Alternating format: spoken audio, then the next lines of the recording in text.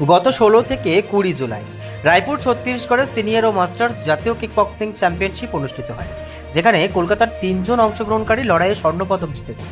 সেই সুন্দর মুহূর্তটিকে আরও সুন্দর করে তুলতে 26শে জুলাই 33 শেক্সপিয়ার সরণিতে কলকাতার জেলা কিকবক্সিং অ্যাসোসিয়েশনের সম্পাদক পার্থ মিত্র, সভাপতি সৈয়দ ইরফান শেখ এবং পশ্চিমবঙ্গ ক্রীড়া কিকবক্সিং অ্যাসোসিয়েশনের মহিলা কমিটির চেয়ারপারসন মোনালিসা রায়ের উপস্থিতিতে একটি সুন্দর সংবর্ধনা অনুষ্ঠান অনুষ্ঠিত হয়।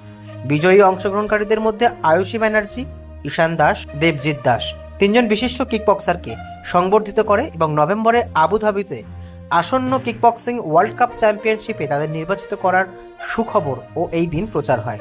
আগামী দিনে তাদের উজ্জ্বল ভবিষ্যৎ এবং সাফল্য কামনা জানিয়ে এই দিনের অনুষ্ঠানটি সাফল্যমণ্ডিত হয়।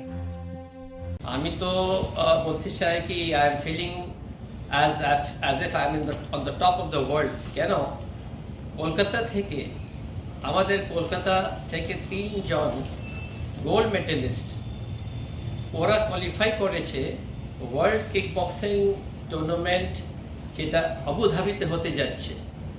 আজকে আমরা এই ওকেশন যেটা আজকে হচ্ছে সেটা এই জন্য শুধু সবাইকে জানানো দরকার আছে যে আজকে কলকাতা থেকে 3 জন, একটা মহিলা আর 2 জন ছেলে কলকাতা থেকে কোয়ালিফাই করেছে। তো let us all, the whole of India, stand in support of these 3 daring athletes, 3 daring sports person who is going to represent India, and they are going to win medals in the Abu Dhabi World Championship. This is my supplication also, as well as my desire and my wishes, all good wishes to them, by not only all of Bengal but the whole of India stands behind them. Thank you. As the president of Calcutta Kickboxing Association, আমি আজকে এই বক্তব্যটা রাখছি। নমস্কার, আমি পার্থ মিত্র, আমি কলকাতা জেলা kickboxing সংস্থার সেক্রেটারি। আজকে আমাদের কাছে বিরাট একটা গর্বের বিষয় যে কলকাতা এবং ওয়েস্ট বেঙ্গল থেকে আমাদের 3 জন গোল্ড মেডেলিস্ট, মিস্টার ঈশান দাস, মিসেস আয়ুষী ব্যানার্জি এবং মিস্টার দেবজিৎ দাস, এরা সিনিয়র অ্যান্ড মাস্টার্স ন্যাশনালে গিয়ে গোল্ড মেডেল পেয়েছে ইন K1 রিং স্পোর্টস, এবং ওরা সিলেক্টেড হয়েছে আপকামিং নভেম্বরে যেটা ওয়ার্ল্ড কিকবক্সিং চ্যাম্পিয়নশিপ হতে চলেছে আবুধাবি। তো এটা আমাদের তরফ থেকে, আমাদের সমস্ত বাংলা এবং পুরো ইন্ডিয়ান টিমের তরফ থেকে ওদের 3 জনের জন্য অসংখ্য শুভেচ্ছা রইল, এবং আশা করব ওরা ন্যাশনালে যেরকম গোল্ড এনেছে আমাদের জন্য, ওয়ার্ল্ড চ্যাম্পিয়নশিপেও আমাদের জন্য গোল্ড মেডেল নিয়ে আসবে। So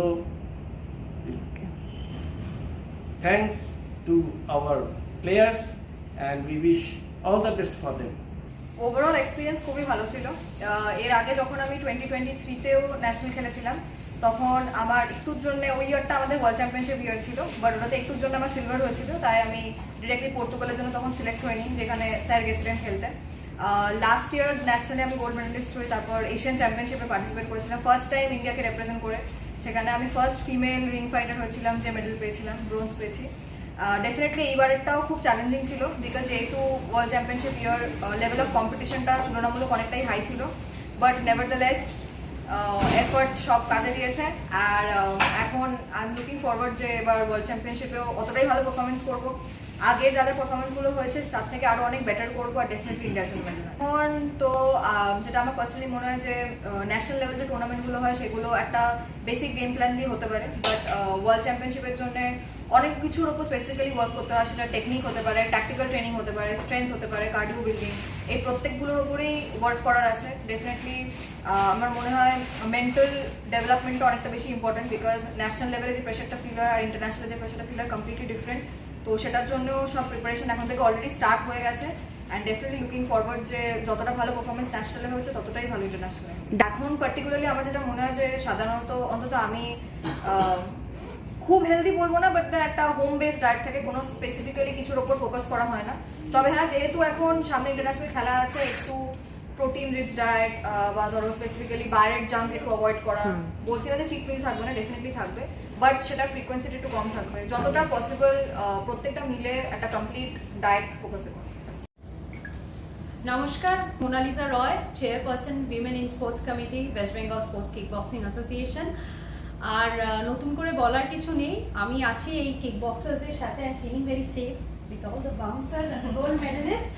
খুব ভালো লাগছে আজকে আয়ুষীকে দেখে, ঈশানকে দেখে, দেবজিৎকে দেখে, কারণ এরা আগামী দিনে আবুধাবিতে যাবে এবং ইন্ডিয়ার নাম কিন্তু সেখানে ওরা উজ্জ্বল করবে এবং ওরা প্রমিস করেছে সবাই গোল্ড আনবে। যতই কঠিন হোক পরিশ্রম, ওদের কাছে কিন্তু এটা এই পথটা অত্যন্ত সুগম, কারণ ওরা রোজ প্র্যাকটিস করে, মন দিয়ে করে, ওদের মনন এটাতে, ওদের শরীর, ওদের মন সব কিছুই কিক বক্সিং নিয়ে। They talk kickboxing, they walk kickboxing and they play kickboxing. আর সব থেকে বড় কথা, আজকে এখানে শের ইরফান স্যার আছেন, president Kolkata district kickboxing association, তার উপস্থিতি, তার উজ্জ্বল উপস্থিতি, mister Partha Mitra, secretary Kolkata district kickboxing association, তারও উজ্জ্বল উপস্থিতি, অফকোর্স আই অ্যাম দেয়ার। তো আমাদের উপস্থিতিতে খুব ভালো লাগছে, এদের সংবর্ধনা দিয়ে, এদের ফেলিসিটেট করে আরও মোটিভেট করবো এদের, খুব ভালো করে খেলে যাও। আব ইন্ডিয়া খেলেগা কিক বক্সিং, আব ইন্ডিয়া খেলেগা কিক বক্সিং, আব ইন্ডিয়া খেলেগা কিক বক্সিং। অলরেডি স্টার্ট হয়ে গেছে, বিকজ ওয়ার্ল্ড চ্যাম্পিয়নশিপ মানে যে তার আগে কিছুদিন ট্রেনিং করবো তা না, এটা লং প্রসেস।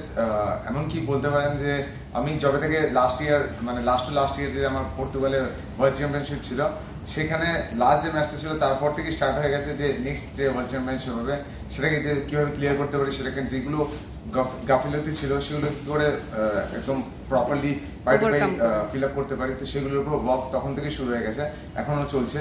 ন্যাশনাল মেডেলটা সেই জন্য খুব ইজি হয়েছে এবারে আমার জন্য, যে অপোনেন্টগুলো ছিল তাদের সঙ্গে ফাইট করা খুব ইজি হয়েছে, বিকজ আমার ট্রেনিং অ্যান্ড লাইক রেগুলার চলছে যাতে ইনজুরি না হয়, সেগুলো থেকে স্পেসিফিক্যালি কী কী মডেল ফলো করতে সেগুলো ফলো করা হচ্ছে, ডায়েট প্রপারলি চলছে। তো ডেফিনেটলি এবারে আমি ইচ্ছা আছে ইন্ডিয়াকে ফার্স্ট গোল্ড মেডেল দেওয়া বা ইন্ডিয়া থেকে ফার্স্ট ওয়ার্ল্ড চ্যাম্পিয়ন হওয়ার, তো এই ট্যাগটা নিজের কাঁধে নেওয়ার, তো তার জন্য একদম নিজের জান প্রাণ দেওয়ার জন্য রেডি। দিনে কতক্ষণ ট্রেনিং করছো? আমার এখন সকালে 2 ঘন্টা করে, বিকেলে 3 থেকে 4 ঘন্টা করে হচ্ছে, লাইক টোটাল 5 আওয়ার্স এরকম হচ্ছে। তো পরের দিন টায়ার্ড হয়ে যাচ্ছে না, এক্সস্টেড হয়ে যাচ্ছে না? এই যেমন ন্যাশনালের জন্য কদিন একটু অফ ছিল, তো অফ ছিল ইন দ্য সেন্স লাইক একটু কম ট্রেনিং চলছে, বিকজ আমার খেলা ছিল বলে রেগুলার ট্রেনিং ওরভাবে হয়নি রেগুলার ওয়াইজ। তো তারপরে এসে আবার যে স্টার্ট করেছি, তো 2 দিন পরে বডিতে একটু সোর হয়েছে, বাট ইটস ওকে।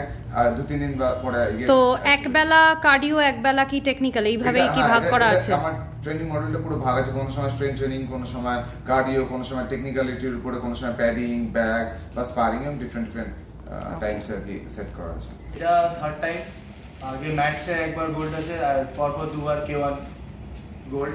তো thanks to my coaches like Ishan Das, মানে অনেক ট্রেন করিয়েছে, লাইক লিটারালি মানে যেরকম বাবা মারা যেরকম মারধর করে ছোটবেলা থেকে, ওরকমভাবে ট্রেনিং করিয়ে লাইক মানে ট্রেন করে ড্রেন করে দিয়েছে। একদম ট্রেন যেটা বলবো, কিন্তু রেজাল্ট সবার সামনে আছে, like why we are the best, কেন কি কোচ আমাদের বেস্ট, এটা আমি মনে করি। কেন কি উনি যদি পেছনে থাকেন অ্যাজ আ কর্নার ম্যান বা অ্যাজ আ সাপোর্ট সিস্টেম, মানে হারাটা একটু ইম্পসিবল লেভেলে চলে যায়। সেটাই চেষ্টা করবো আমরা ওয়ার্ল্ড চ্যাম্পিয়নশিপও, এটা আমাদের 3 জনেরই মেডেল আসুক, ইন্ডিয়ার জন্য মেডেল আসুক, কেন কি এবার রেসপন্সিবিলিটিটা অনেক বেশি, কারণ কান্ট্রির ফ্ল্যাগ থাকবে পেছনে। তো লুকিং ফরওয়ার্ড কি যাতে ভালো রেজাল্টস আসে। Thank you.